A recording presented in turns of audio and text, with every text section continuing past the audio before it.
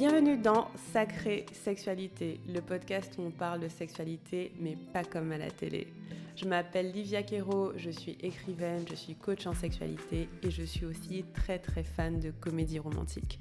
Et tu vois, dans les comédies romantiques, le sexe c'est toujours automatique, fluide, génial et parfait. Et ça ressemble pas trop à la réalité. On ne nous montre pas tous les moments maladroits, compliqués, qui sont durs à naviguer. Et on ne nous montre pas non plus toute la dimension magique, sacrée de la sexualité qui va bien au-delà de mélanger les corps. Eh bien, tu sais quoi, dans ce podcast, c'est exactement ce qu'on va faire. On va parler des choses qui sont un peu compliquées, un peu difficiles et dont personne ne parle jamais.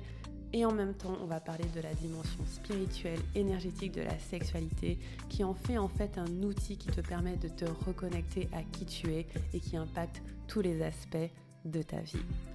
Je suis très heureuse de t'accueillir dans ce podcast et je te dis à tout de suite pour l'épisode du jour. Hello les amis, je suis ravie de vous retrouver dans ce nouvel épisode. Me voici de retour après la retraite Diva Immersion qui s'est finie il y a à peu près 10 jours environ, un peu moins de 10 jours. Et oh my god, c'était tellement bien, c'est indescriptible comment c'était bien. Je me suis sentie bien du début à la fin, c'était fluide, le groupe était merveilleux, les divas, elles étaient trop géniales, enfin, la maison, mais je suis en amour de la maison, la nourriture magnifique, enfin vraiment de A à Z, c'était canon, c'était canon. Et je veux juste faire un gros câlin virtuel aux participantes à la retraite parce que c'était merveilleux comment elles étaient toutes différentes, vraiment différentes dans leur personnalité, dans leur façon d'être. Et quand même, elles ont été hyper bienveillantes, douces, à l'écoute les unes avec les autres. Elles ont créé un espace qui était tellement comme un cocon pour chaque personne. Et j'ai vraiment senti que c'était un endroit où on pouvait se déposer, genre tu pouvais venir et être pleinement toi, avec tout ce que tu es, avec tout ce que tu es de joli et de pas joli, de calme et de pas calme, de stressé et de pas stressé, de joyeux et de triste. Enfin, c'était vraiment un moment magique. Et je veux juste remercier toutes mes clientes qui m'ont fait confiance pour cette retraite parce que, oh my god, j'ai trop adoré. Et je peux vous dire un truc, c'est que ça m'a pas coûté d'énergie de faire cette retraite. Dans le sens où, souvent, pendant la retraite, j'ai des clients qui me disent: «Et toi, ça va? Tu es pas trop fatiguée?» Aucune fatigue, les gars. Aucune fatigue parce que je me suis sentie portée, je me suis sentie dynamisée. J'avais l'impression que vraiment fondamentalement être moi suffit, n'est-ce pas? Comme le nom de mon premier livre et que je pouvais juste être moi. J'étais tellement présente pendant la retraite. Mon intention, c'était la stabilité et l'ancrage. J'étais tellement présente que j'étais juste là en train de ressentir ce qui se passait. Et puis le matin, quand je me réveillais à 6 heures, parce que je me réveillais tôt, j'écrivais dans mon carnet, je préparais mes pratiques du jour selon ce que les filles m'avaient dit la veille. J'avais déjà un plan, mais j'ajustais. Et puis j'inventais des petits jeux, des choses comme ça qu'on a faites sur le tas. Et c'était juste trop bien, quoi. C'était génial. Et j'ai trop aimé le mélange de cadres, dans le sens où moi, je suis quelqu'un de... J'aime bien quand les choses sont assez cadrées parce que sinon, ça me stresse. Donc, le mélange de cadres et le fait que les choses soient posées avec de la fluidité, du flow, des surprises, de l'adaptation. C'était juste merveilleux et j'ai hâte de vous partager les témoignages. Pour l'instant, on les a pas processés du tout. On a fait quelques vidéos, quelques audios et tout, mais voilà, ça va venir, ça va venir. Mais en tout cas, c'était trop bien. Et si vous êtes intéressé par la prochaine retraite que j'organise, parce que ça y est, j'ai décidé que j'allais en faire une autre, vous pouvez vous inscrire sur la liste d'attente qui est dans les notes et vous serez parmi les premiers au courant. C'était génial, c'était juste trop bien. Et aussi, la maison magnifique, comme une espèce de bulle entourée de nature, avec vue sur mer. Tu avais l'impression d'être coupé du monde, c'était génial et la nourriture était merveilleuse. C'est mon petit frère Icy qui est chef, qui a fait la nourriture et c'était un mélange de, gastronomie avec des produits locaux, certains produits très rares. Tout était vegan et sans gluten parce que, plusieurs des clientes étaient véganes, végétariennes, plusieurs étaient sans gluten et il y en avait une qui était intolérante au lactose. Du coup, on s'est dit: «Tu sais quoi? On va faire simple» et du coup, tout le monde a pu manger la même chose et c'était à la fois original et en même temps super goûtu. C'est-à-dire que moi, je mange pas de viande, mais même pour les personnes qui mangeaient de la viande, je pense qu'il y avait vraiment, cette solidité qui fait que tu avais pas l'impression de manger que des feuilles, quoi et j'ai trop aimé. Oh, tout était trop bien, tout était trop bien. Si vous êtes sur mon Instagram, j'ai reposté, une vidéo que mon frère, a faite qui récapitule. Moi, j'ai pas eu le temps de faire de vidéo pour l'instant, mais je le ferai, à un moment donné. Voilà, donc inscrivez-vous sur la liste d'attente si ça vous intéresse et ça m'emmène au thème d'aujourd'hui. Je sais pas pourquoi, depuis que je suis revenue de la retraite, je ne pense qu'au thème des limites. Si vous êtes sur ma newsletter, j'ai écrit plusieurs mails sur le thème des limites, sur le fait de dire non à ce qu'on veut pas et oui à ce qu'on veut vraiment. Et en réfléchissant, je pense que cette retraite, pour moi, c'était une belle représentation de ce qui se passe quand des limites sont bien posées. Parce que très souvent, quand on pense à des limites, on pense à ce qu'on garde à l'extérieur de l'espace. Donc, on pense à ce à quoi on dit non a raison, hein, on pense à ce à quoi on dit non. Mais aussi qu'on pose des limites correctement, qu'on décide vraiment avec conscience et en s'écoutant de ce qu'on veut et de ce qu'on ne veut pas, ce qui se passe à l'intérieur du cercle qu'on a délimité est magique, en fait. C'est ça que j'ai envie que vous reteniez dans cet épisode et je vais donner plusieurs exemples, mais ce que les limites, c'est pas seulement ce qu'on garde à l'extérieur, c'est ce qu'on choisit d'entretenir à l'intérieur. Et en fait, cette retraite, entre autres choses qui m'ont inspiré cet épisode, elle était tellement merveilleuse parce que il y a de nombreux choix que j'ai faits, des petits choix comme des grands choix, qui ont absolument protégé l'expérience et protégé l'espace, qui ont fait que l'expérience, elle était magique pour tout le monde en fait. Y compris pour moi, y compris pour mon équipe. Donc pour les clientes, pour moi qui tenais l'espace et pour mon équipe, tout le monde en est ressorti transformé. C'est génial. C'est-à-dire que même si physiologiquement, bah nous on a bossé, moi des fois j'étais là en train de coacher jusqu'à 22 heures et tout, même si physiologiquement, voilà, on a besoin de repos après la retraite, moi je sais que j'ai besoin de repos après la retraite, énergétiquement, l'intérieur était tellement bien nourri que ça nous a porté. Donc c'est vraiment ce que j'ai envie de vous partager dans cet épisode, l'importance des limites, non seulement pour garder à l'extérieur ce que vous ne voulez pas, mais pour cultiver à l'intérieur ce que vous voulez vraiment. En parallèle de ça, j'ai eu une conversation récemment avec une amie et on parlait de la discipline et de à quel moment j'écoute mon corps alors que je me suis engagée à faire quelque chose. Je me suis engagée à aller au sport tous les jours, je me suis engagée à me lever tous les jours à 5 heures du matin, etc. Donc j'ai cet engagement à partir de quel moment, bah, si je me force, je dépasse mes limites. Bah, pour moi, c'est simple. Ton corps, il va te dire subtilement, j'ai la flemme de faire du sport, mais je sais que ça me ferait du bien. Ou là, si je fais du sport, je vais vraiment être KO et ça va pas me faire du bien. Il sait faire la différence. Et ce qui va se passer souvent, c'est que, en vrai, tu sais quelle est ta limite, tu sais ce à quoi tu dis non, tu sais ce à quoi tu devrais dire oui, mais il y a une part de toi qui se dit non, mais je vais quand même pousser un peu pour X, Y, Z raisons, qui sont des raisons souvent externes. Je donne un autre exemple très courant dans mon métier, ça va être, tu es par exemple une femme, tu es en couple avec un homme et t'as pas vraiment envie de faire l'amour. T'as pas vraiment envie d'avoir un rapport sexuel. Mais tu vas te dire, je vais quand même avoir le rapport sexuel pour X raisons qui ne sont pas en lien avec mon corps. Donc par exemple, je vais avoir le rapport sexuel pour être en connexion avec mon mari, pour éviter une dispute, parce que je veux avoir un bébé et que je veux tomber enceinte. En fait, tu vas avoir plein de raisons qui sont externes à l'extérieur de toi pour dire oui. Mais par contre, si tu écoutes ton corps, si tu écoutes tes sensations corporelles, ton corps, il t'envoie un clair non.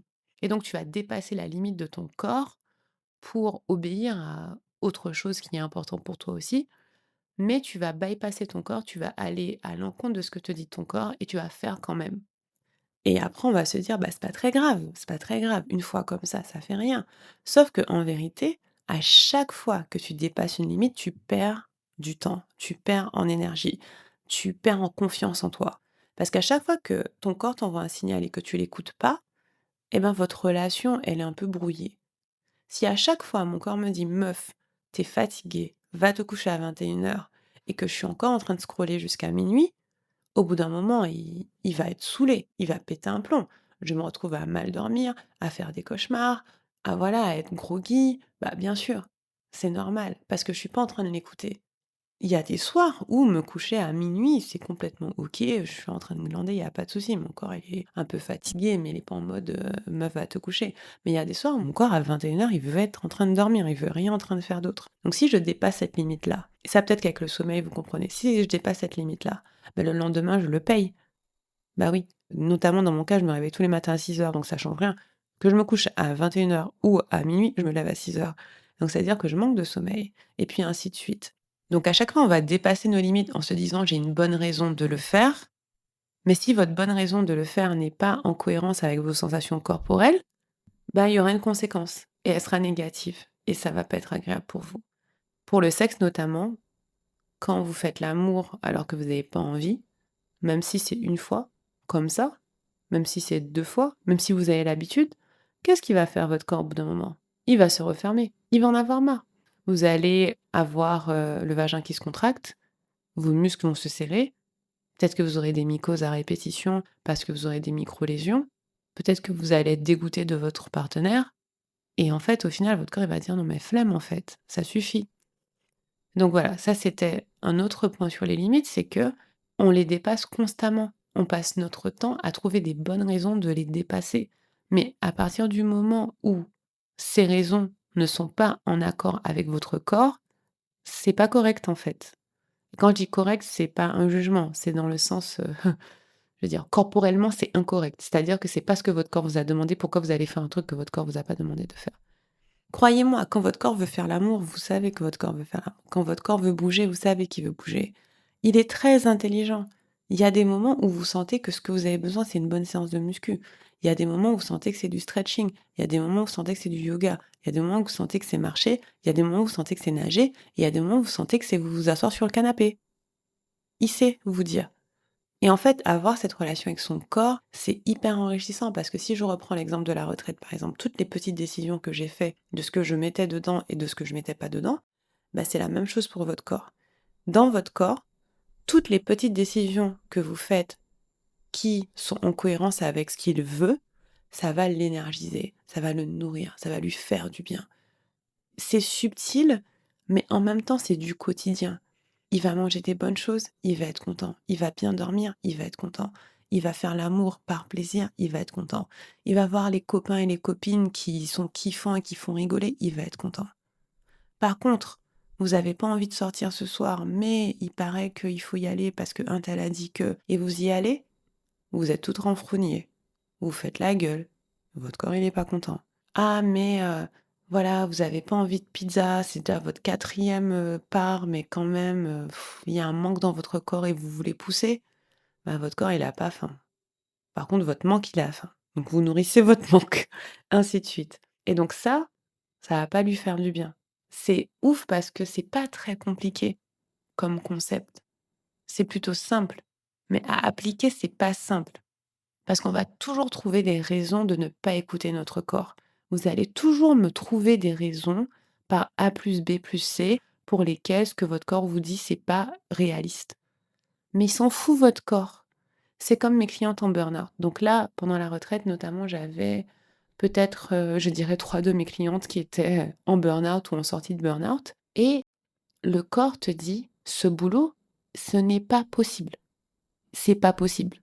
J'y arrive pas, c'est trop d'heures, je dors pas, je vais pas bien, je suis en stress, je suis en dépression, et cetera. Et toi, tu fais: «Ouais, mais en même temps, je peux pas quitter mon boulot, mais en même temps, je peux pas dire à mon patron que je prends pas ce dossier, mais en même temps», il y a pas de souci, continue comme ça. Mais en attendant, ton corps, il te dit: «Meuf, il y a un moment, je vais te lâcher parce que tu es pas en train d'écouter». Et donc, on est un groupe de 6 à la retraite. Sur mes 6 clientes à la retraite, peut-être qu'il y en a 4 qui démissionnent. Il y en a peut-être 4 qui vont démissionner et qui ont démissionné à cause de moi. Parce que j'étais là, c'est pas cohérent, ça correspond pas. Après, tu peux faire tout ce que tu veux comme plan, tu peux planifier ta démission sur quelques mois, pas trop longtemps, hein. Les gens qui me disent: «Je vais démissionner dans 3 ans», je suis là: «Ouais, non, ça fonctionne pas». Mais si tu me dis: «Oui, je me donne 6 mois pour trouver mettre un plan en place pour démissionner», il y a pas de souci. Pour moi, je vais jamais te dire: «Trouve un moyen de rester dans un boulot qui te met en burn-out», ça n'a aucun sens. C'est illogique. OK, c'est complètement illogique. Ou bien, c'est tu dois apprendre à poser tes limites de façon radicale dans le boulot dans lequel tu es en burn-out, mais très souvent, le système du boulot en lui-même dans lequel tu es ne te permet pas de poser tes limites, sinon tu serais peut-être pas en burn-out. Donc voilà, ça c'est une parenthèse. Mais voilà, donc les limites, à chaque fois ce thème revient. Il revient constamment avec mes clientes, il revient constamment dans ma vie, dans votre vie aussi, et on pense tout le temps à l'extérieur, à ménager l'extérieur, arranger l'extérieur, répondre à des conditions extérieures et pas à protéger l'intérieur. Et c'est ça le cœur de mon message pour vous. Merci d'avoir écouté jusque-là. Maintenant, j'arrive à vraiment ce que je veux vous dire. Les limites ne rejettent pas les autres. Les limites ne sont pas là pour rendre la vie compliquée aux autres ou pour nous empêcher d'accomplir nos objectifs, etc. C'est pas ça. Les limites protègent. Quand vous posez des limites, vous protégez quelque chose de précieux pour vous. Et j'ai besoin que vous commenciez à penser à votre vie, à votre corps, à votre temps, à votre espace comme étant précieux pour vous. C'est ça le changement d'état d'esprit qu'il va falloir faire. C'est donner de la valeur, de l'estime à votre vie, votre intégrité, votre corps, votre temps et vous dire que vous êtes important et que c'est précieux. J'étais en train de faire une pratique, je crois que c'était cette semaine, et ça m'est venu, encore une fois, ce thème des limites. Et ce qui m'est venu, et peut-être que c'est ça qui rend difficile pour vous, le fait de placer vos limites, parce que je sais que c'est ça qui rend difficile pour moi, c'est que parfois quand je passe mes limites, c'est très simple, je dis juste ça me convient pas, mais parfois je deviens dure.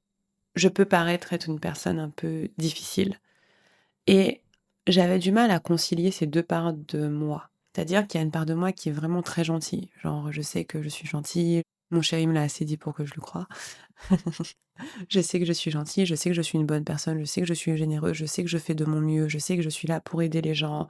Voilà, je sais que je suis pleine d'amour, je sais que ma famille m'aime, que j'aime ma famille, et cetera. Donc ça, c'est des choses qui sont vraies en moi.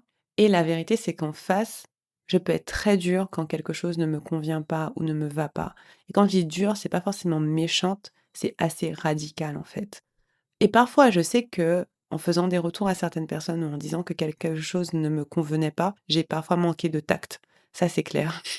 Je suis pas la personne avec le plus de tact possible. Mais n'empêche que quand quelque chose ne me va pas, la plupart du temps, on le sait. S'il y a un enjeu, s'il y a pas d'enjeu, je peux juste disparaître et vous le saurez jamais. Mais s'il y a un enjeu, la plupart du temps, les gens le savent que quelque chose me convient pas. Et en fait, j'avais un petit peu de mal à concilier ces 2 parts de moi. La part de moi qui est tellement gentille et la part de moi qui est en fait assez radicale sur ses limites. Parce que je veux que tout le monde m'aime, bien sûr. Je veux que tout le monde se dise: «Mais Livia, elle est trop gentille et tout». Mais la vérité, c'est que les gens à qui j'ai placé des limites vont sûrement dire que Livia, c'est une connasse. Eh ben oui! Et je dois être OK avec ça. Parce que même si moi, j'étais en train de poser ma limite parce que j'étais en train de protéger quelque chose d'important pour moi, eux, potentiellement, se sont sentis floués ou rejetés ou tout ce que vous voulez. Et j'avais un peu de mal avec ces 2 personnalités parce que j'avais presque l'impression de «retourner ma veste» entre guillemets. D'un coup, être gentille avec quelqu'un et derrière de placer ma limite et de pas forcément paraître la gentille. Sauf que je me suis dit: la vérité, c'est que ces 2 personnes existent en moi parce que l'une ne peut pas vivre sans l'autre. Je peux pas être celle qui est gentille, qui est généreuse, qui prend soin, si en même temps je ne protège pas. Ce n'est pas possible, c'est impossible. Et pour moi, vous pouvez pas être une bonne personne pour de vrai si vous n'avez pas des bonnes limites. Parce que ça veut dire que ce qui compte pour vous est en danger. Je vous donne un exemple. Je vais vous donner 2 exemples. Le premier exemple qui me vient en tête, c'est que j'avais une personne que je connais qui m'a fait une remarque raciste sur Instagram. Disons que c'était pas une attaque raciste. Elle m'a dit quelque chose, il y avait un biais raciste dedans. Donc je lui ai dit: «Dans ce que tu dis, il y a un biais raciste. Je comprends que c'était pas ton intention, mais fais attention, blablabla». Et puis la personne, elle a répondu en disant que j'avais pas compris, que c'était pas ça, et cetera. Et je lui ai dit: «Tu sais quoi? En fait, je me sens pas en sécurité avec ce propos parce que je suis en train de t'expliquer que tu as un biais raciste et au lieu d'essayer de comprendre pourquoi, tu essaies de m'expliquer que j'ai tort. Et du coup, je lui ai dit: «Ben, en fait, je t'enlève de tous mes espaces». J'ai dit: «Pour moi, tant que tu as pas fait le travail de pouvoir recevoir le retour de quelqu'un qui te dit que ce que tu fais, il y a un biais raciste, tu me mets en danger». Enfin, clairement, je me suis sentie en complet danger. Pour moi, que quelqu'un fasse une «erreur» entre guillemets et me disent quelque chose qui est un peu déplacé et à côté de la plaque, ça arrive. Par contre, si je te fais la remarque et que derrière ce que tu dis, ce n'est pas: «Désolée, je me suis pas rendu compte, je vais faire des efforts pour faire différemment», mais c'est: «Ah non, non, tu mal compris», ça veut dire que s'il y a l'apocalypse demain, je peux pas te faire confiance, en fait. C'est comme ça que je filtre. S'il y a The Walking Dead, s'il y a les zombies, je te ferai pas confiance. Parce qu'en fait, quand je t'ai dit ce qui était important pour moi et quand je t'ai dit que je me sentais pas à l'aise avec ton propos, tu t'es pas remis en question et donc tu es quelqu'un de dangereux pour moi et donc du coup, je l'ai bloqué. Et je me suis sentie assez mal parce que c'est quelqu'un que j'appréciais. C'est quelqu'un que, en fait, j'aimais bien. Mais à ce moment-là, voilà, c'était dans mon corps, ça a dit: «Danger, danger» et j'en ai parlé à un ami à moi qui traite beaucoup de ces sujets, qui est activiste, qui parle de racisme. J'en parle à mon chéri aussi et le consensus, c'était: «Oui, il y a des façons de faire qui sont peut-être un peu plus, douces et tu aurais pu expliquer ci, ça, mais la vérité, c'est que quand on est en danger, on doit se protéger et donc si ta réaction vient d'un sentiment de protection, tu correcte, en fait». Tu peux pas te tromper si tu te protèges. Pour moi, c'est important. Tu vois, qui va prendre soin de ton intégrité si c'est pas toi à la base? Et j'ai repensé à un autre exemple où je me disais que cette dualité, elle existe en moi, elle est OK, et elle existe en nous tous. Et encore une fois, tu peux pas être une bonne personne si tu ne sais pas protéger ce qui est important pour toi. Je pensais à ma fille. Ma petite fille, elle va avoir 3 ans et je me l'imaginais. C'est la chose la plus précieuse qu'il y a dans ma vie. Vraiment, elle est tellement merveilleuse et je me disais: mais si quelqu'un veut faire du mal à ma fille, mais je suis capable de tuer pour ma fille. Je sais que c'est pas légal de tuer, OK? N'allez pas dire Olivia, nanana. Mais si vous êtes parent, vous voyez ce que je veux dire. Je suis capable. Si tu veux faire du mal à ma fille, mais moi je vois rouge en fait. Et donc oui, pour protéger ce qui est précieux pour moi, je vais être une, entre guillemets, «mauvaise personne». C'est vrai. Et c'est pour ça que je suis toujours fascinée par les déesses de création, destruction. Les Kali, les Pélé. Pélé, c'est la déesse de création, destruction hawaïenne. Je l'ai tatouée sur mon bras. Parce qu'en fait, tu peux pas créer si tu détruis pas, entre guillemets. Tu peux pas dire ça c'est important pour moi, ça j'en prends soin, ça je m'en occupe, si en même temps tu sécurises pas le périmètre. Ça n'a pas de sens. C'est pas possible en fait. Moi, j'ai encore du people pleasing dans mon corps. C'est-à-dire qu'il y a une part de moi qui veut plaire aux gens, c'est vrai. Je vais pas faire comme si c'était pas le cas parce que c'est le cas. Autant badass que j'aimerais être, j'ai encore du people pleasing dans mon corps. Et vraiment cette réalisation de ces 2 parts de moi qui cohabitent, bah, en fait, quand tu es un people pleaser, donc quand tu fais les choses pour plaire aux autres, tu sacrifies ce qui est précieux pour toi. Et c'est pas une bonne chose non plus, en fait. Par exemple, si ce soir tu pas envie de sortir, ou bien que ce week-end, tu invité, je sais pas, à un déjeuner de famille et tu pas envie d'y aller, mais que pour plaire aux autres, tu le fais quand même, donc tu as dépassé ta propre limite, c'est quoi la conséquence? La conséquence, c'est que un, tu soumets ton corps à quelque chose qu'il a pas envie de vivre. C'est littéralement ça, hein. À chaque fois que tu vas dans un endroit physiquement où tu pas envie d'être, ben, c'est ton corps qui y va. Donc tu l'exposes à quelque chose qu'il a pas envie de vivre. Mais aussi, peut-être que tu vas être de mauvaise humeur, peut-être que tu vas être désagréable, peut-être que tu vas revenir fatigué. Donc si tu as une famille, par exemple, ben, peut-être que tu seras un peu moins agréable avec ta famille.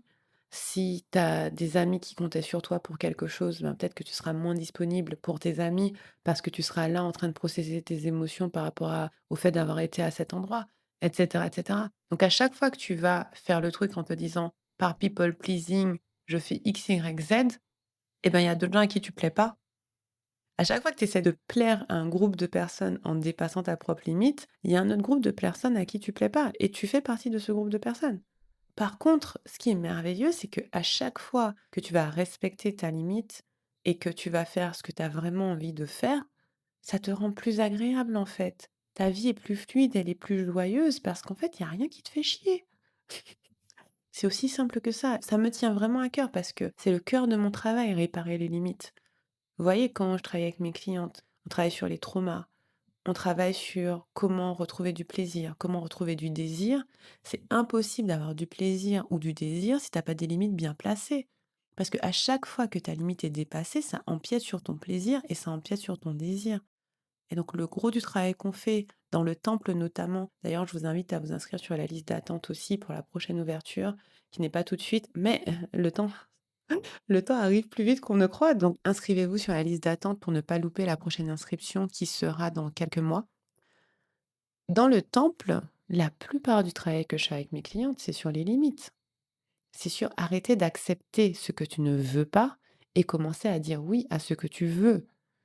Et quand tu délimites ta vie comme ça, quand tu dis oui à ce que tu veux vraiment et que tu dis non à ce que tu veux pas, tu crées littéralement ta vie de rêve en fait. Tu crées la vie que tu veux. Et parfois, on va pas oser, on va se dire: «Je peux pas me permettre, c'est trop risqué et puis qu'est-ce qu'on va dire?» Mais encore une fois, rappelle-toi, qu'est-ce que je protège? C'est ça le plus important, qu'est-ce que je protège? Donc voilà, au lieu de passer du temps à ménager les autres, protégez ce qui est important pour vous. C'est mon message pour vous. Et ce qui est important pour vous, c'est votre corps, prioritairement. Votre corps, c'est votre vaisseau. C'est votre allié numéro un. Il fait tout pour vous. Votre cœur bat pour vous. Vos poumons respirent pour vous. Vos cils battent pour vous. Votre sang est en train de circuler pour vous. Alors ne mettez pas votre corps dans des situations qui lui font encore plus de mal. Ce n'est vraiment pas nécessaire. C'est vraiment pas nécessaire. Et des situations qui lui font mal, ça peut être un boulot qui lui convient pas, du sexe qui lui convient pas, une amitié qui lui convient pas, un sport qui lui convient pas. Tout ça, c'est pas la peine de faire tout ça. Écoutez votre corps, il sait. Vraiment. Et quand je dis écouter, c'est pas seulement entendre ce qu'il dit, c'est appliquer ce qu'il dit. Ça fait toute la différence. Et quand vous perdez en courage, quand vous n'osez pas, quand vous avez peur du rejet parce que vous avez dit non ou parce que vous avez refusé quelque chose ou que vous avez changé d'avis, demandez-vous, qu'est-ce que je suis en train de protéger? Et est-ce que c'est légitime de le protéger? Et si c'est quelque chose qui compte pour vous, bah bien sûr que c'est légitime de le protéger. Voilà. C'était mon message pour vous aujourd'hui. Merci de m'avoir écouté. Donc pour rappel, inscrivez-vous sur la liste d'attente de la retraite si ça vous intéresse. Elle aura lieu dans quelques mois. Et pour nous rejoindre dans le merveilleux programme Diva le Temple, inscrivez-vous également sur la liste d'attente et vous aurez toutes les infos. J'adore faire ce travail. Je dois dire que c'est un grand privilège de faire ce travail parce que c'est tellement important. Mais pour moi, ce dont je parle ici, le fait de cultiver ce qui se passe à l'intérieur, dans votre cercle, dans votre jardin et le nourrir, ça crée une vie riche en fait, ça crée une vie d'abondance, ça crée une vie de plaisir. Parce qu'on prend soin en fait, on prend soin de ce qui est important pour nous, on prend soin de ce qui est à l'intérieur. Et j'ai juste envie que vous réalisiez que votre corps est important, que vous êtes importante, que vous avez de la valeur et que ça mérite d'être protégé et entretenu. Voilà, c'est tout pour moi pour aujourd'hui. Merci de m'avoir écouté et je vous dis bientôt pour un prochain épisode. Salut!